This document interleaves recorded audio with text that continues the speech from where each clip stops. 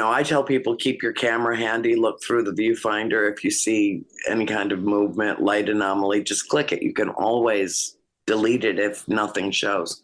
But we have gotten thousands and thousands and thousands of fabulous photographs by using that method. And again, they gave that to me. They gave me opening a third eye for another individual. I didn't have any, that was nothing that I developed as a method. Absolutely not.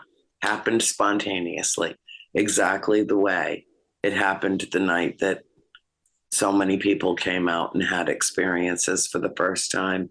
And at first, Rupert, I used to be a little nervous about it because I didn't know if I could duplicate it time after time after time, every time that I go out. Something happens, something significant happens. But there was a time when I was worried that I would disappoint people and that no one would come calling. And it's not that they come when I call them, they're already here.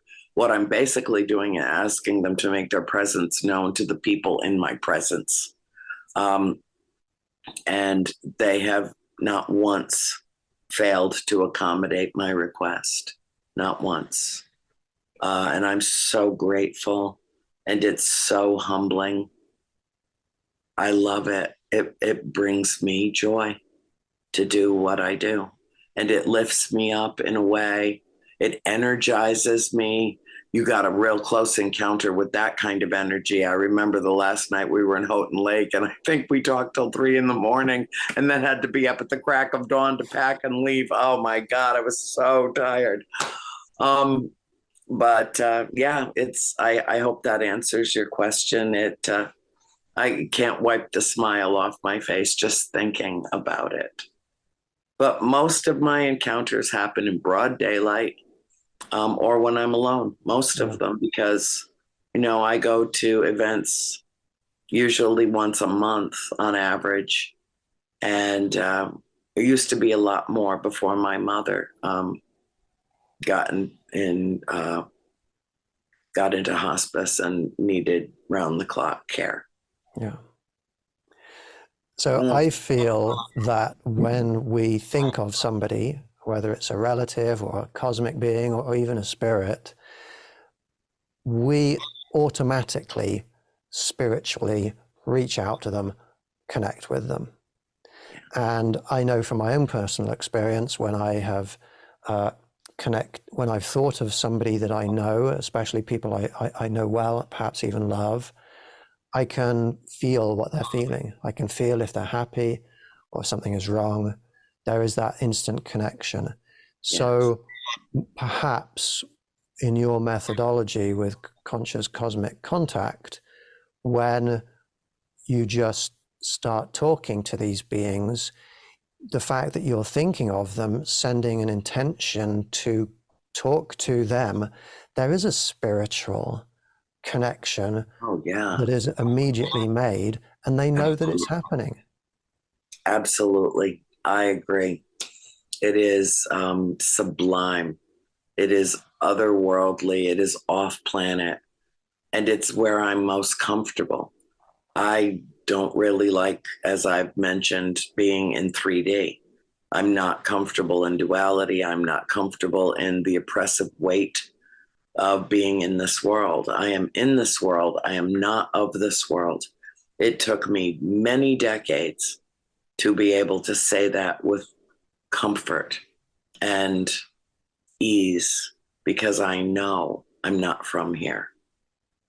And I think it's very important for those of us that feel the same way that I do to come to terms of endearment with our point of origin in the universe, and to understand who we are, why we're here, and where we come from.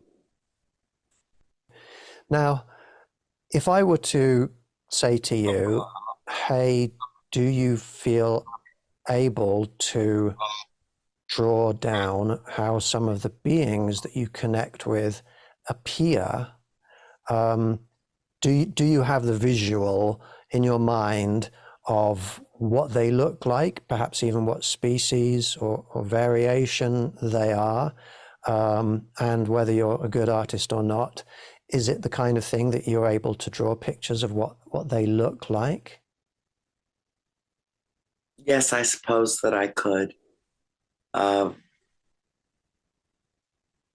they just live in my mind.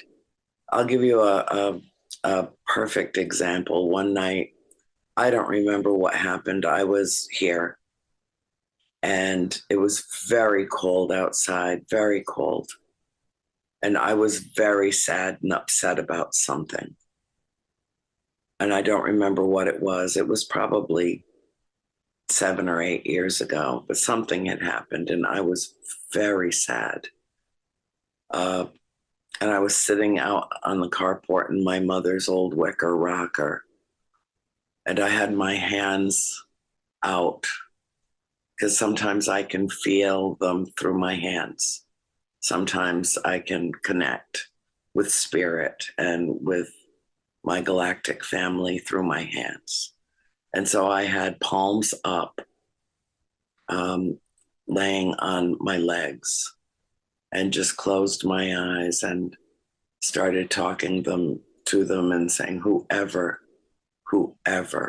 is available to come and comfort me now, please do so. And it was freezing outside. I mean, literally like below freezing. And all of a sudden, I felt 3 fingers lay down on top of mine, just 3. And they were very long.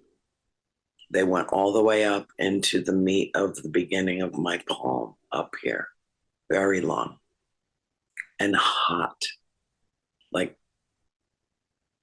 beyond warm, very almost hot. And I felt like a surge of electricity through me, and it warmed my arm all the way up into my elbows. And I was just sitting there, and I just remember feeling, I knew there was a being standing right in front of me that was holding my hand, both of them, touching both of them. I never opened my eyes. I think if I had, it wouldn't have been visible to me, but I could feel it. And the warmth that surged all through my body. I should have been trembling, shivering in the cold. And I was completely comfortable because the warmth just permeated my whole body. And that touch was pure love. It was pure love. That's what if love can have a physical sensation just by 2 hands touching each other, that was it. And that was one of my favorite encounters. And sometimes when I feel like I need to be comforted, I remember that. I remember that encounter. That's lovely. It sounds like you're similar to me in that sometimes psychically we perceive them. I've seen them in my mind.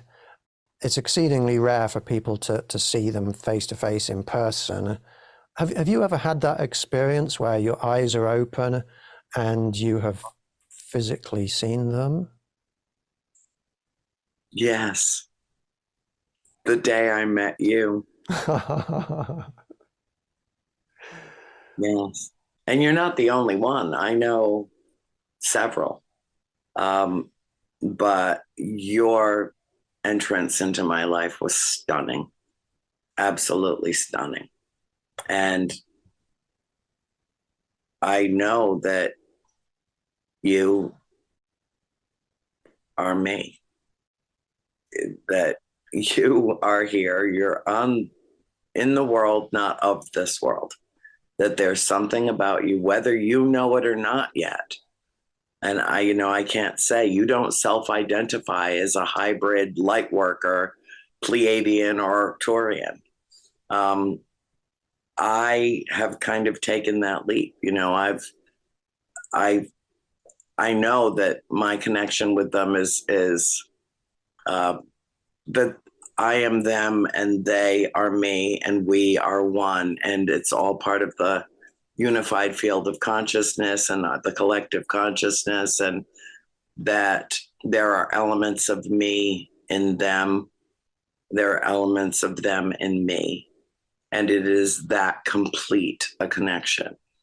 And I think that you will at some point come to perceive the same thing about yourself, even if you're not there yet. But I couldn't help it. I immediately said out loud, I'm in Kansas City. He's the reason why I'm in Kansas City. He's why I had to come to Kansas City to meet him. I didn't know anything about you, nothing. Had never seen a photograph of you, did not know what you were doing in terms of the work in this field. And then just dragged you off outside with me, and and so it began. Yeah, it was fascinating. So you just, you know, I know the answer to these questions, but I'm going to ask you anyway. You feel that you and me meeting was no coincidence? Not at all. No, it was time. And I wish that it had been decades earlier, but that's not the plan. That wasn't the plan. This is the plan. It would have happened another way. If it wasn't supposed to happen this way, it would have happened the way that it was supposed to happen. So I accept that, and we'll make the most of the time that we have. Yeah. And now that we have connected, what do you see our role together in this whole subject? To do our utmost to save the world. We have to save ourselves from ourselves. They can't do it for us. They can't. We have to, or we won't learn anything. We won't learn, we won't evolve spiritually. We won't evolve physiologically with the healing of disease. We'll get stuck in our evolution. And I just don't think that we will. I think that this is the time that we will make a quantum leap in consciousness, and that will be a global wave of enlightenment and illuminating the world period of time. The paradigm shift is here, and we will play individually and together an integral part in it. This I know. Yeah. And they have guided us together, and they are supporting what both of us are doing, both separately and now together. Yes. Why do you think they are doing that? Why do you think they're supporting us and helping us? I think that we've probably, and I talked with you about this just in the last day or two.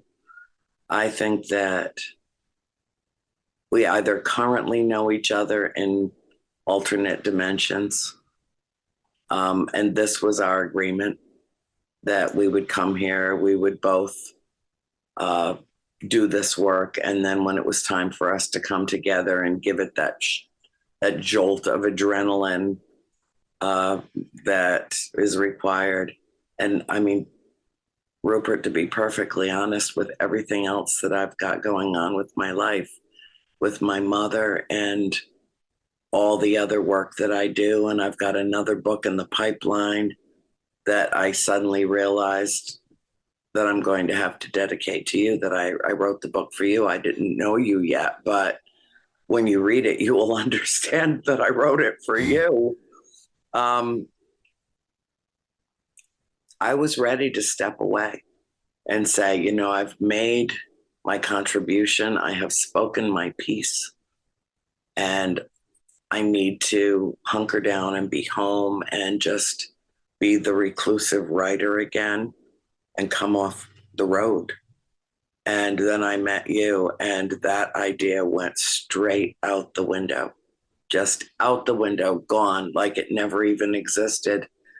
And you brought me back to my passion.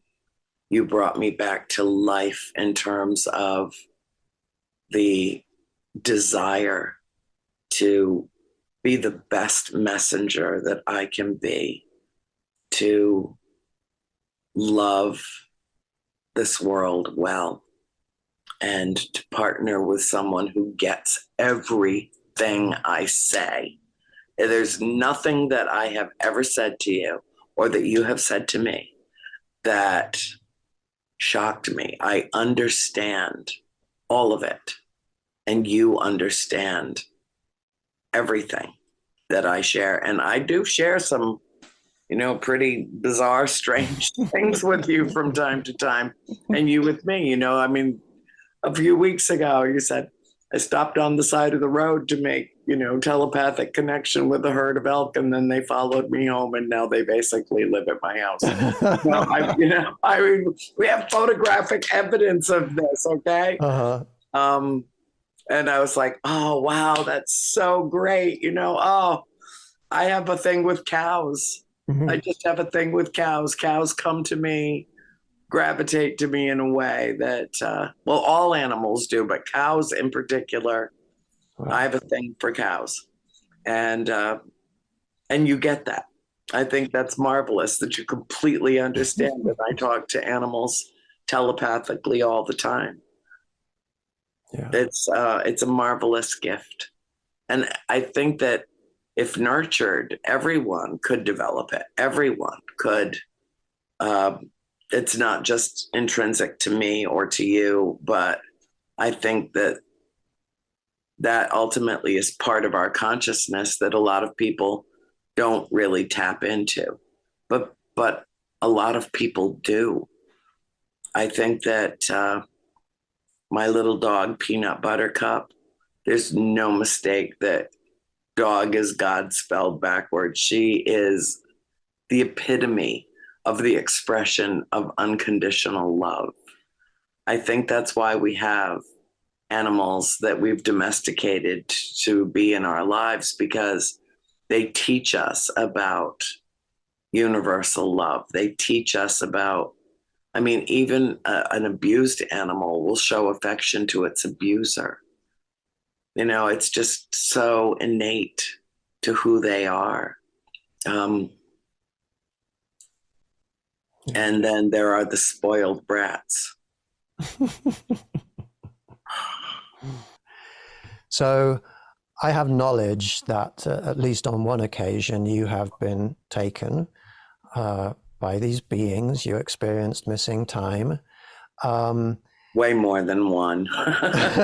Well, one that I think I told you about in depth, but yes, I've had a number of incidents of missing time. Can you recall being on board any of their vessels or in their habitats? Only once. And I can't remember if I was in a vessel or I was the vessel. I know that sounds bizarre, but I remember going to my home planet, which is about 1,000 shades of blue, and then more shades than you've ever seen before. It's absolutely beautiful. And I was going into the atmosphere, and that's all that I was allowed to remember. But I could see the whole planet as I was coming in from a distance. And it has 2 moons, and one is set far away, and one is much closer. But twice a day on that planet, they intersect. And it's so beautiful because you see the little tiny one in front of the much larger one, but the much larger one is much farther away from the planet than the little one is. And that's amazing. I have various memories of being on a planet that is made to look like Earth when I'm there, so that I'm comfortable in my environment, and have run into people while I'm there that I know from here, including John Tenney, including Chip Coffey, including There are a number of people that I have worked with in this field who are there when I am there. I don't really talk to them about that much because, especially Chip, he has a little bit of an issue. I don't want to talk about this. But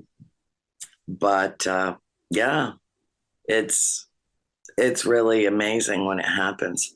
And I remember once being in a vessel with my dog, Gracie Pearl, who was a 130-pound lap dog, a Great Pyrenees, most beautiful animal I have ever laid my eyes on.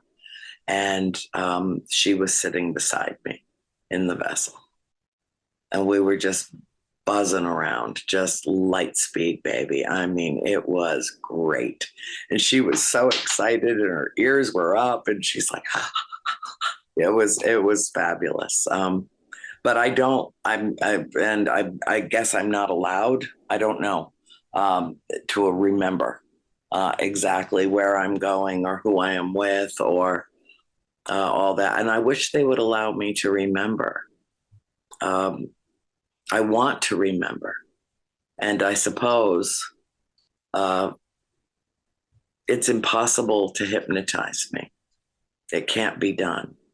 I had a world famous hypnotist attempt to hypnotize me once. And he got very frustrated and he told me, he said, I can't hypnotize you. You're not from here. Well, I was in my 20s and I didn't even understand what he was saying to me at that point. And I was so put off by how defensive he was about it that I went to my car and sat in the underground parking lot and just cried because he hurt my feelings. And I felt rejected or somehow flawed that he couldn't do with me what he's done with countless others. I won't use his name because he's still alive, but someday I'll tell you who it was. And so I don't know how to find out where I've been and what I've seen and who I've been with. But I feel that at some point that will be revealed to me, Yeah. and that I'll be able to reconcile all of these experiences eventually. And it might be with my own physical death on this plane of action. But I don't care when the answers come. I would just like the answers. Do you recall a moment in your life or a period in your life when these experiences changed from being you just observing like what is happening to you realizing that you have a purpose?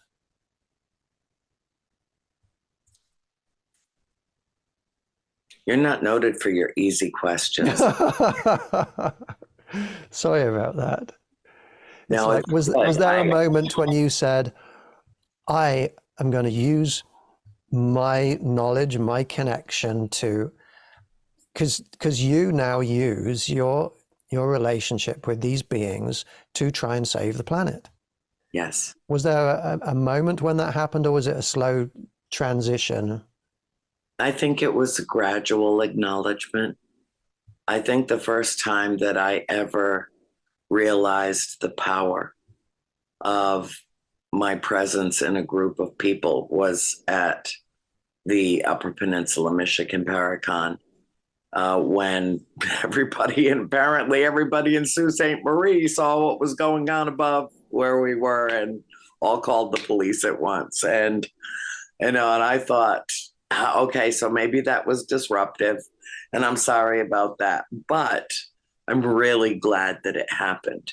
It was was enlightening for me. It was absolutely enlightening for me. But that's when I also started feeling the reticence and the feeling of trepidation, like, oh my God, was this a one-off, or am I going to be able to duplicate this in the future? Is this something that's going to become like a regular part of my appearance at this event or other events?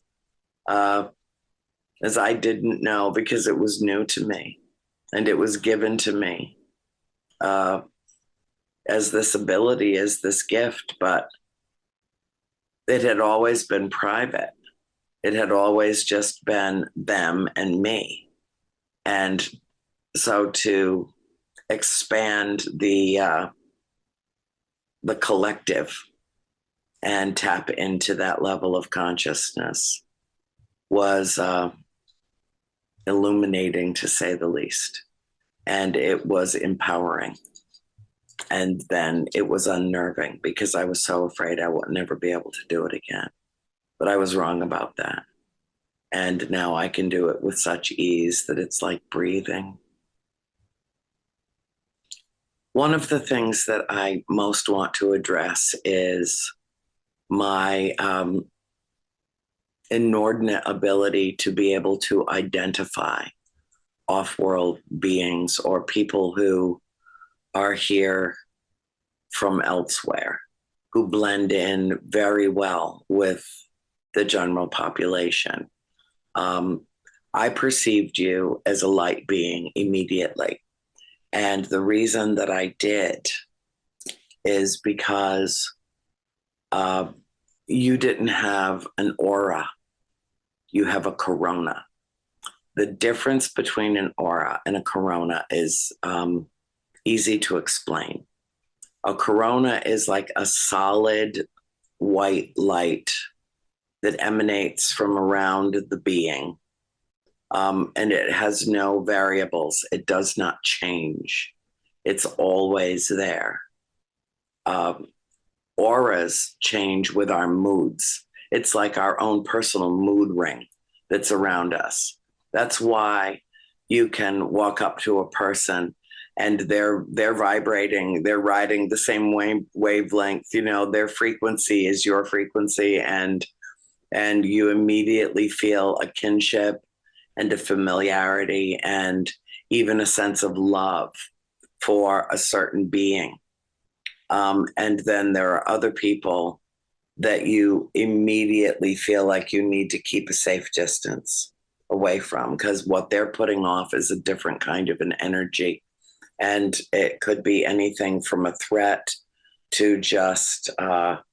And you don't know why. In particular, one of the reasons that I think dogs are so incredibly valuable to humanity is if your dog doesn't like someone, you better think twice. If your dog is like, nope, or shows aggression to someone, especially a very protective dog like this one, yes, listen to them, because they're sensing something that you might not have picked up.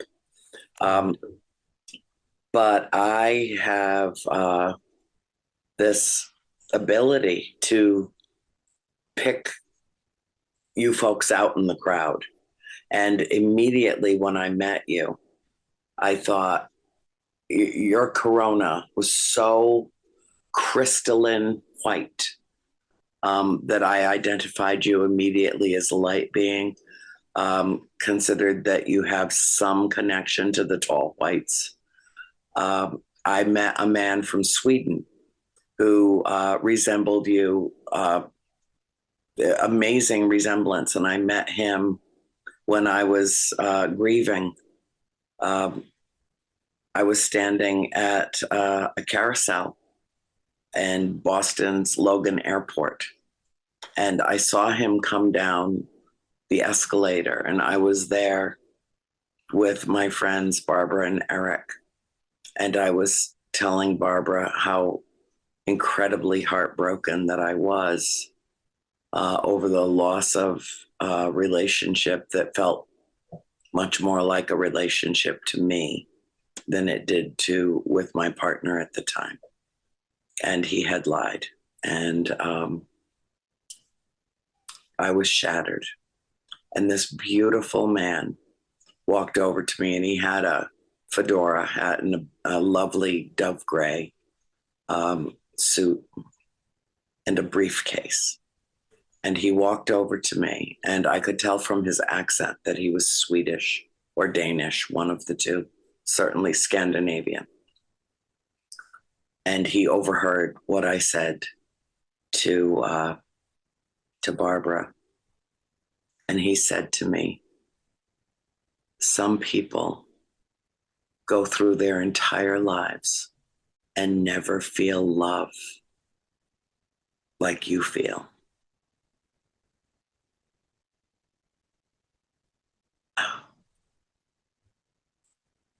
And then he said, that's the gift. And he walked away. He just walked away. And I made direct eye contact with him. And he was there. He was put in that place at that moment to give me that cosmic message. And what he was trying to say to me, I think, is that the only true measure of love is the corresponding grief that ensues with the loss, whether that be the loss in death or the loss of a separation, and that is built into the equation. And I got it, and it helped me to recover from a shocking revelation that I had just experienced that threw me back and changed my life. Yeah. I have years and years ago, I had what some describe as a Nordic come into my life with long, thick blonde hair and piercing blue eyes. And he was half my age, not like me to behave that way, but I couldn't help it. I fell hard. And it only lasted a short time, with ultimately the realization that I was the age of his mother. And it was time to, call it an experience and move on. But it was an amazing relationship, and we're friends to this day. He's married, he's got kids. It's, it's all good. But again, another revelation in my life. And I don't know why, but I am able to identify other off-world beings with great ease, from, hundreds of feet away, because of the light that is emanating from around them. And a solid corona is a dead giveaway. And I saw that in you immediately. I saw that. And then, of course, when we appeared together at UFO Contact, as soon as we took each other's hands and began to communicate in that way, and I asked if there was anyone in the audience that could see what happened when we physically connected. A lot of people took photographs, and there are very few, only one that I can think of, where we appear completely clear. All the rest of the photographs have us as though we've, been photographed. We look like ghosts, and everything in the photographs around us appear crystal clear in 3D, but we weren't in 3D. And so apparently that's how another dimension photographs. And that happened when we held hands on that stage. And that was one of the most amazing things that I've ever experienced. And I'm so glad that it happened. And I'm so glad that we had that weekend to really explore our different methods of contact. And then to see the two methods merge into one. It's like, I don't point anything out in the sky to anyone. I want them to have their own experience and for them to tell me what they see so that I can, validate that for them. And you saw how many people walked up to me with their cameras like, look at this. But when you saw what I saw, you took your laser and just pointed it out to everybody else. And I'm great with that because I don't have to do it. You're doing it, and you're using your night vision camera and your laser. You're using the scientific method to identify them in the sky. And I'm using a more spiritual approach to that contact. And they both work, and they work beautifully together. And I knew at Houghton Lake that we would be doing this over and over and over again, year after year, and that you would be my partner in this process. And really, what it is that we're doing is bringing a message of hope and peace and love to the planet. And it's not wishful thinking. It's not some utopian fantasy like I wrote to you today. It is a societal imperative. It is global in nature. And we have to extend our reach as far and wide as we can. And there is power in this pairing. I sense it and you sense it. And that's why it's so important that we have these conversations and that we share our personal experience meeting each other and connecting the way that we have on this higher level, and put that out into the world so that we can role model that kind of contact for others. And even though our approach and even sometimes our perspective varies slightly from the other, it is in the sharing of both. I learned from you, you learned from me. And in this, 6-7 months that we've known each other, we've already made this real quantum leap in consciousness and have brought many others into the fold to experience the meditations, to experience the contact, to experience a higher love, to feel it, to feel that we are not alone in the universe. There is no more important thing for us to do with our lives than to spread that message that we are not alone and that we are loved. We are deeply loved. You know, I had certainly not a falling out, but a definite difference of opinion with one of my producers recently. And she had said that she doesn't think they think all that much of us. That really they have come to help preserve the planet. And I had to beg to differ. I think that we are deeply treasured and loved beyond measure.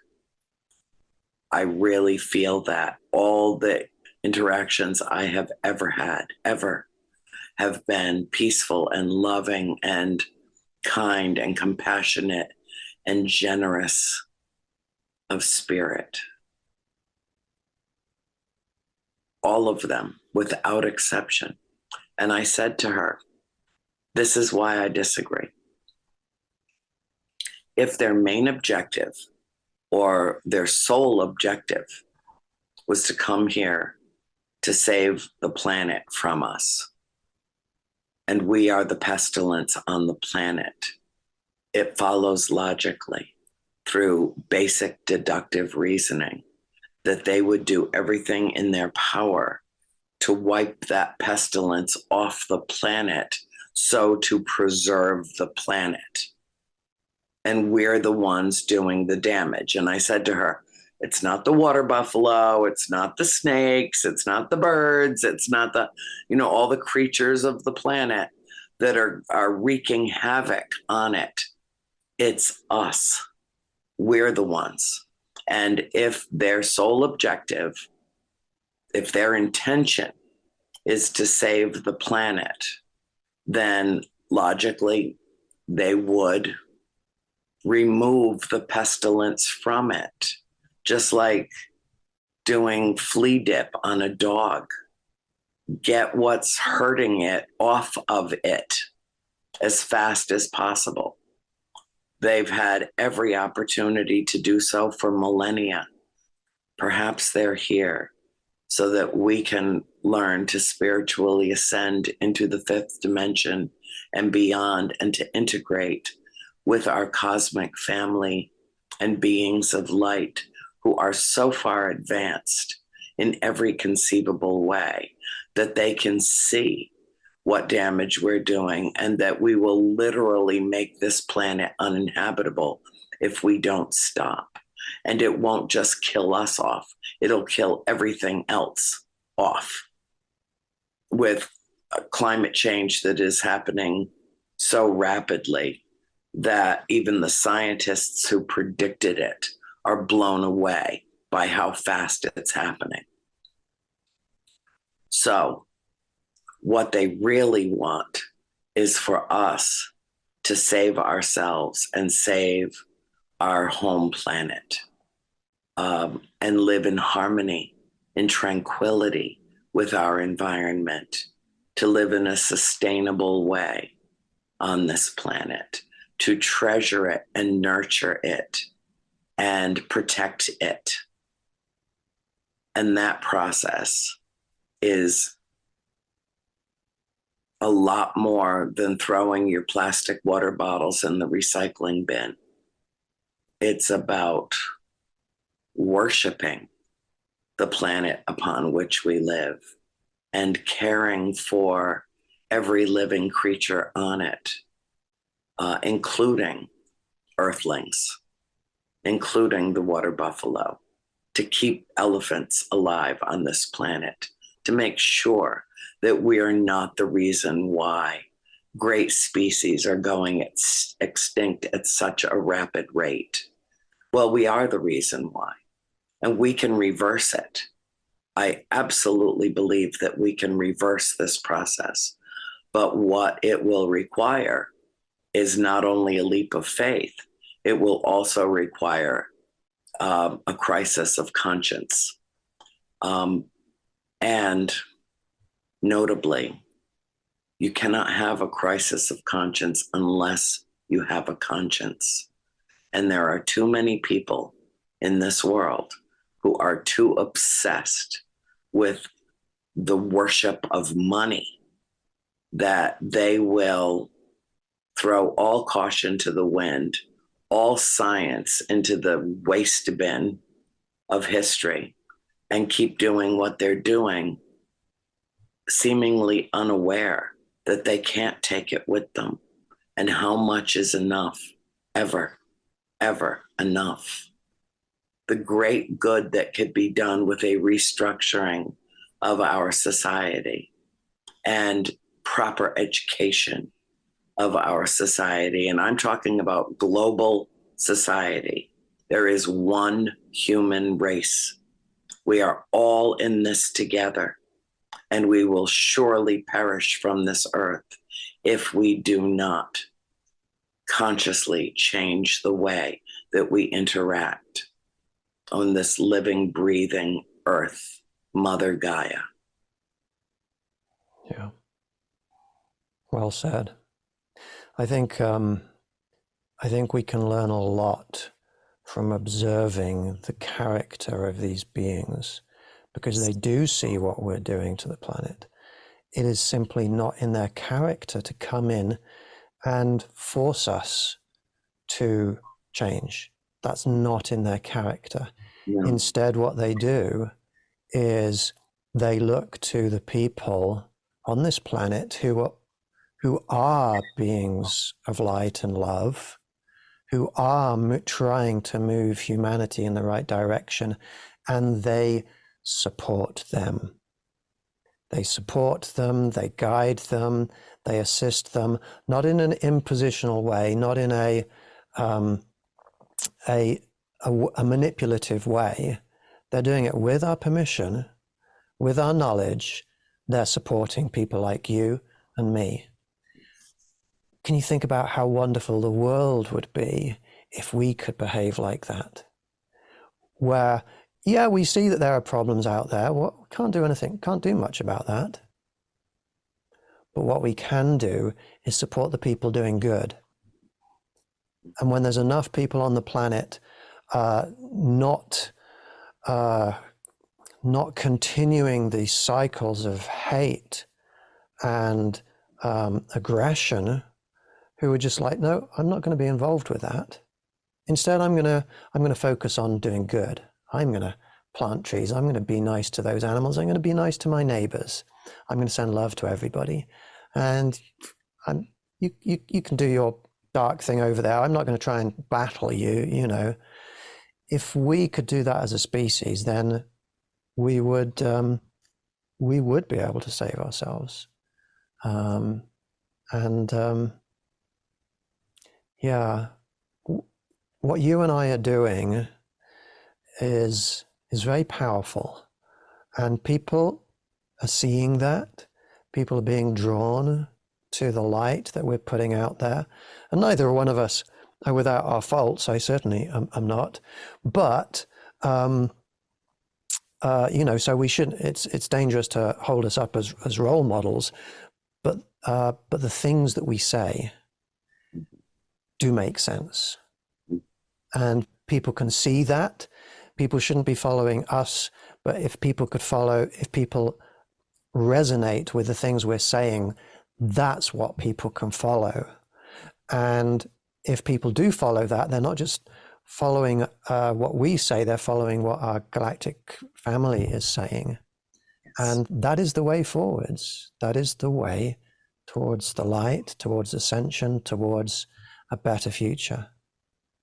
I think of us as, in a way, conduits.